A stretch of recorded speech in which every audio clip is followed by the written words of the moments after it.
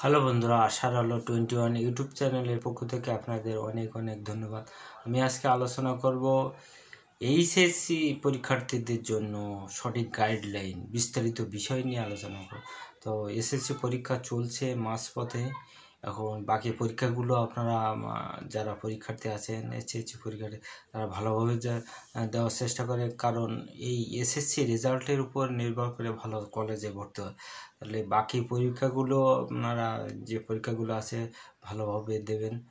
এবং একটা প্রশ্ন কতগুলো মানে আমি যে প্রশ্নটা কমন আসতে পারে সেই প্রশ্নটা খুব ভালো করে পড়তে হবে এবং প্রশ্নটা মানে লিখতে হবে, বাসায় লিখতে হবে এবং লেখাটা পরিষ্কার হবে এবং পয়েন্ট টু পয়েন্ট যেভাবে লেখা আছে প্রশ্নটা ভালোভাবে আপনার লিখতে হবে এবং দ্রুত সময়ের ভিতরে আপনার যেগুলো প্রশ্নগুলো আছে সঠিকভাবে অ্যান্সার দিতে হবে। এবং বাকি পরীক্ষাগুলো আপনারা ভালোভাবে মার্ক টানার জন্য এই সমস্ত সাবজেক্টগুলো খুবই গুরুত্বপূর্ণ। এই সাবজেক্টগুলো আপনারা মানে আপনাদের বা এ প্লাস ভালো মার্ক টানার জন্য এই সাবজেক্টগুলো খুব, বাকি সাবজেক্টগুলো আপনারা ভালোভাবে দেবেন। দেওয়ার পরে এই এসএসসি পরীক্ষার পরে শেষে আপনারা 2-3 মাস সময় পান যে রেজাল্টের জন্য। এই 2-3 মাস আপনারা কিছুটা সময় ঘুরিয়ে বেড়ালেন, কিন্তু এই গ্রামার, বাংলা গ্রামার বা ইংরেজি বাংলা গ্রামার যেরকম সমাস, কারক, সন্ধি, তারপরে এই সমস্ত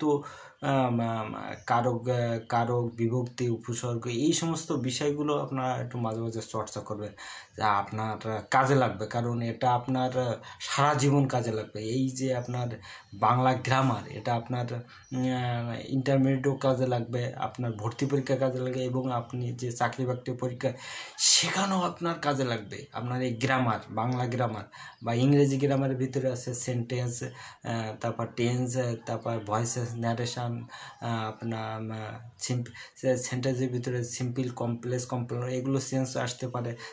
তারপরে আপনার ওয়ার্ড মিনিং, একটা ওয়ার্ড আছে আপনার সেই ওয়ার্ডটা কারেক্ট ওয়ার্ড করতে হবে। তারপরে আপনার পার্টস অফ স্পিচের ভিতরে একটা সেন্টেন্স দেওয়া হলো, এটা কি আর্টিকেল না মানে পার্টস অফ, এটা কি নাউন না মানে অ্যাডজেক্টিভ, ভার্ব, এগুলো আপনাকে মানে নির্দেশ করতে হবে। এগুলো আপনার করে, যেমন আপনি এটা একটা যেরকম বিউটি, বিউটি এটা আছে নাউন, আচ্ছা বিউটিফুল এটা আছে অ্যাডজেক্টিভ, আর বিউটিফুলি এটা আছে ভার্ব।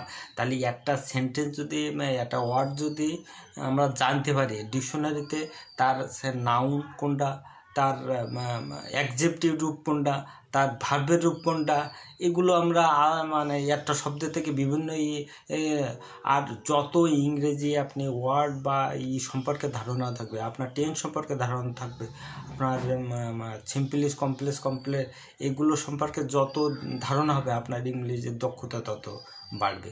আপনি এই ওয়ার্ড সম্পর্কে ধারণা রাখবেন, এই ওয়ার্ড কোনটা, অ্যাডজেক্টিভ কোনটা, ভার্ব কোনটা, এগুলো আপনি চর্চা করবেন। তারপর সিম্পল সেন্টেন্স হচ্ছে একটা ভার্ব, একটা সাবজেক্ট, একটা ভার্ব, একটা অবজেক্টিভ। সিম্পল, কম্পাউন্ড দুটো সেন্টেন্সকে যুক্ত করে, আর কমপ্লেক্সনে একাধিক সাবজেক্ট থাকবে, একাধিক মানে ভার্ব বা অবজেক্ট থাকবে। এগুলো এই যে আপনার বাংলা গ্রামার বা ইংরেজি গ্রামার সম্পর্কে আপনি চর্চা করতে পারেন এই 2-3 মাস সময়। এটা আপনার কাজে দেবে, কারণ আপনি ইন্টারমিডিয়েটে ধরেন আমি এসএসসি ভালোভাবে পাস করলেন, কারণ সঠিক গাইডলাইনে ভালোভাবে পাস করবে, আপনি ইন্টারমিডিয়েটে ভর্তি হলেন, সেখানে যেই প্রথম বছরে অনেক সময় পাওয়া যায়। প্রথম বছরে আপনার ফার্স্ট ইয়ার বা ফার্স্ট পার্টগুলো এখানে দেখানো হয়, আর যে কলেজে আপনি ভর্তি হবেন সেই কলেজে যে সাবজেক্টে, অর্থাৎ ফিজিক্স, কেমিস্ট্রি বা আপনার হিস্টোরি বা পলিটিক্যাল সায়েন্স, যে পরিণীতি বা অর্থনীতি, এগুলো আপনার যে স্যারই থাকে না, ওই স্যার ওই এর কোর্সগুলো সম্পূর্ণ করার চেষ্টা করে। অর্থাৎ তাহলে আপনি যদি ক্লাসগুলো করেন, ইন্টারমিডিয়েট ক্লাসগুলো করেন, তা আপনি মানে আপনার কোনো জায়গায় প্রাইভেট পড়ার প্রয়োজন হয় না। আপনি যদি ক্লাসগুলো ঠিক মতন করতে পারেন খুব একটা, তারপর বাকিটা আপনি সাহস নিয়ে আপনি স্যারদের সাথে জিজ্ঞাসা করলে, যারা বড় ভাই আছে বা তাদের কাছ থেকে যেগুলো, আর আপনার যদি আর্থিক অবস্থা যদি ভালো হয় তাহলে আপনি ইটি নিতে পারেন, যে কোনো ইংরেজি বা আপনার যে সমস্ত সাবজেক্ট দুর্বল এগুলো নিতে পারেন। তবে আপনি ভালো রেজাল্টের জন্য পড়াশুনোর বিকল্প কিছু নেই, চর্চার বিকল্প কিছু নেই। আপনি এই এসএসসি পরীক্ষার পরে এই 2-3 মাস সময় আপনি ইংরেজি গ্রামার বা বাংলা গ্রামার এগুলো আপনি চর্চা করেন, এগুলো আপনার ইন্টারমিডিয়েটে কাজে লাগবে, আপনার অনার্সে ভর্তি পরীক্ষাও কাজে লাগবে, প্লাস চাকরি বাকরির ক্ষেত্রে এখানে আপনার এই গ্রামার, বাংলা গ্রামার, ইংরেজি গ্রামার বা এর উপরে আপনার প্রশ্ন আসবে বা অঙ্ক, এর উপরেই আপনার, তাহলে চর্চার বিকল্প কিছু নেই। আপনি চর্চা করে আবার অনার্সে ইন্টারমিডিয়েটে যে অনেকে ফার্স্ট ইয়ারে গণে, কারণ সেখানে ফার্স্ট ইয়ারে ছাড়া তেমন ছাড়ার মতন ক্লাস নিয়ে চলে, কিন্তু গুরুত্বটা নিজেকে দিতে হবে। অত ছাড়া যেরকম স্কুল লেভেলে ছাড়া অনেক কেয়ার নেয়, যে কোথায় দিয়েছে কীভাবে পড়ে, তুমি পড়া হয়নি কেন।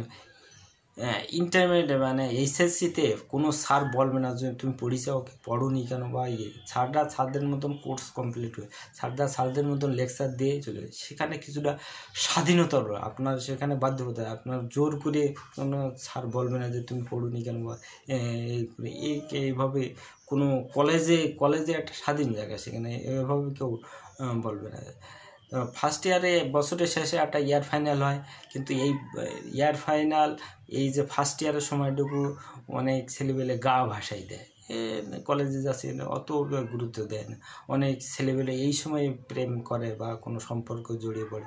আসলে আপনার কেরিয়ার ডেভেলপ করেন, সম্পর্ক করে, আপনার কেরিয়ারটা যখন ডেভেলপ হবে, আপনার ওই সমস্ত আপনার যে আপনি যদি রেজাল্ট খারাপ করেন তাহলে ওই মেয়ে আপনার কোনো সময় পাত্তা দেবেন। আপনি যদি রেজাল্ট এইচএসসিতে ইন্টারমিডিয়েটে আপনি রেজাল্ট করেন, ওই মেয়ে আপনার পাত্তা দেবেন। অর্থাৎ আপনার জায়গা, আপনার কেরিয়ার ঠিক করেন, আপনি বিনোদন করেন ঠিক আছে, কিন্তু পড়ার জায়গা ঠিক, পড়াশুনোর ইটা ঠিক রাখবেন, তাহলে আপনার ভবিষ্যৎ আপনার এই এসএসসি বা ইন্টারের রেজাল্ট কিন্তু অনার্সের ভর্তি পরীক্ষার উপর নিয়ে।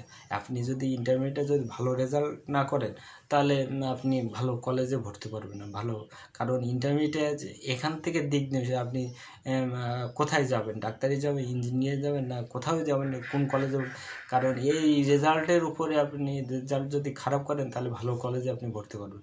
এসএসসি এসে পরীক্ষার্থীদের আমি বলবো, আপনারা যদি ভালো রেজাল্ট না করেন তাহলে ভালো কলেজেও ভর্তি পারবেন। আর এইচএসসি যারা আছে তারা ওই ফার্স্ট ইয়ারে অনেক দেখেছি ছেলে মেয়ে বিপদে চলে যায়, কেউ প্রেমে পড়ে, কেউ আড্ডাবাজি করে, কারণ সেখানে হচ্ছে স্বাধীন জায়গা। সেই জায়গায় যেয়ে দেখা যাচ্ছে ফার্স্ট ইয়ার কমপ্লিট, আমার তো এত কমপ্লিট করে, কিন্তু না, আপনি পড়াশুনো করেন, কিছুটা বিনোদন বা শারীরিক চর্চার প্রয়োজন হয় সেটা করেন, কিন্তু আপনি পড়াশোনার জায়গাটা ঠিক রাখেন। আপনি ক্লাস ফাঁকি দিয়ে, আপনি ইন্টারমিডিয়েটে ক্লাস ফাঁকি দিয়ে সেখানে গল্প করছে বন্ধুবান্ধব, এই ক্লাস করার দরকার, চল ঘুরে আসি, এই সমস্ত বন্ধুবান্ধবদের পাল্লায় পড়ে যদি আপনি ক্লাস ফাঁকি দিয়ে যে ঘুরতে চলে যান বা প্রেম করে যান বা কোথাও ভ্রমণে চলে যান, আপনার বাড়ির গার্জিয়ান তো মনে করছে না কলেজে গেছে, পড়াশোনা করছে, কিন্তু আপনি যে কোথায় কি করছেন সেটা তো তারা খেয়াল করছে না, কিন্তু জানতে পারলে তারা, কিন্তু এই সমস্ত ফার্স্ট ইয়ারের ছেলেমেয়েরা এই সময় বিপদগামী বেশি হয়, তারা পড়াশোনা ফাঁকি দেয়। এখানে একটা স্বাধীন জায়গা, সেখানে এই স্বাধীনতা বিপদ ডেকে আনে। আপনি ক্লাসে, অনেকেই ক্লাস ফাঁকি দেয়, কিন্তু এই ক্লাসগুলো খুবই গুরুত্বপূর্ণ, এই ক্লাসগুলো খুবই কারণ এর উপরে মানে যে সারা যে সাবজেক্টে পড়ো সেই সাবজেক্টের কোর্সগুলো কমপ্লিট করানোর চেষ্টা করে। আপনি যদি এই একটা প্রশ্ন যদি লেকচারটা সেখানে আপনি মন দিয়ে বোঝেন, তাহলে বাসায় এসে একটু দেখলে ওই জিনিসটা আপনার মাথায় ক্যাচ করবে। আপনার বোর্ডে যেভাবে কাজ করা হয়, বোর্ডে যদি লেখা সেই জিনিসটা মাথায় ভিতরে থাকে, এবং কোনো স্যাররা যখন লেকচার দেয় পয়েন্ট টু পয়েন্ট যেভাবে লেকচার দেয়, এই জিনিসটা আপনার মাথায় সবসময় কাজ করে বেশি অধিকাংশ। কারণ দৃষ্টিতে আপনার ওইখান থেকে যে কথাগুলো শুনবেন এইভাবে মনোযোগ সহকারে, সেই কথাগুলো আপনার পরীক্ষার সময় কাজে লাগে, এবং বাসায় এসে একটু দেখলে সে প্রশ্নটা আপনার অটোমেটিকলি হয়, এবং একটু লেখার চর্চা করলে, পরিষ্কারভাবে লেখার চর্চা করলে আপনি ভালো রেজাল্ট করতে পারবেন। তাহলে আপনি ইন্টারমিডিয়েটে ভালো রেজাল্ট করতে গেলে পড়াশোনার বিকল্প নেই, তোমার আপনার ফাঁকি দেওয়া যাবে না, ক্লাসগুলো করতে হবে। আর যাদের আর্থিক অবস্থা আছে তারা আপনি মানে প্রাইভেট পড়তে পারেন, ইংরেজি বা যে সমস্ত অর্থনীতি যে সমস্ত সাবজেক্টগুলো করে। কিন্তু যাদের আর্থিক কম আছে তারা ক্লাসগুলো অন্তত করবেন, তাহলে আপনি সফল হতে পারবেন। ক্লাসগুলো অন্তত করেন, এবং যেটা না বুঝতে পারেন সেটা স্যারে জিজ্ঞাসা করেন, সাহস নিয়ে জিজ্ঞাসা করেন, এবং যে পারে বা যে বোঝে তার কাছে পরামর্শ নেন, আপনি অবশ্যই করবেন। প্রাইভেট না করেও যে ভালো রেজাল্ট করা যায় না, প্রাইভেট না পড়েও আপনার যদি চেষ্টা থাকে তা আপনি অবশ্যই ভালো রেজাল্ট করতে পারবেন। আচ্ছা, এই ইন্টারমিডিয়েট রেজাল্টের উপরে আপনার অনার্সে ভালো রেজাল্ট করলে ইন্টারমিডিয়েট আপনার অনার্সে ভর্তি হবে। কারণ এই অনার্সে ভর্তি হওয়ার জন্যে আপনার এসএসসি, এইচএসসি রেজাল্ট, এসএসসি বা এইচএসসি রেজাল্ট প্লাস ভর্তি পরীক্ষায় আপনার বাংলা গ্রামারে 25 মার্ক, ইংরেজি গ্রামের 25 মার্ক, অঙ্কে 25, আর আপনার সাধারণ জ্ঞান 25, আর আন্তর্জাতিক এই সমস্ত বিষয় নিয়ে।